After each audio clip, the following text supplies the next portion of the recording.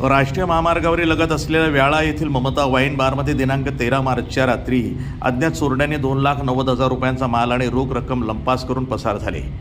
राष्ट्रीय महामार्गावर असलेल्या व्याळा येथील ममता वाईन बारचे मालक पुरुषोत्तम मांगटे पाटील यांचा वाईन बारमध्ये होळीच्या दिवशी मध्यरात्री 3 वाजेच्या दरम्यान अज्ञात चोरट्यांनी प्रवेश करण्यापूर्वी वाईन शॉपमधील CCTV कॅमेरे तोडून नंतर विविध प्रकारच्या दारूच्या बाटल्या आणि लागून असलेल्या बिअर शॉपमधील बिअर बॉक्स तसंच काउंटरमध्ये ठेवलेली 87,000 रुपयाची एकूण 2,90,000 रुपयांचा माल लंपास करून चोरटे पसार झाले.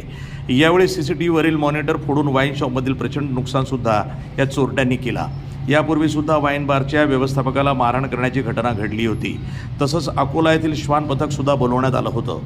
बाळापूर तालुक्यामध्ये दिवसेंदिवस चोरीचं प्रमाण वाढलं असून बाळापूर पोलिसांनी पेट्रोलिंग करणं गरजेचं असून या वाईन शॉपमधील चोरी केलेल्या भामट्या चोरट्यांचा शोध बाळापूर पोलीस किती दिवसामध्ये घेतील याकडे नागरिकांचं लक्ष लागलं आहे.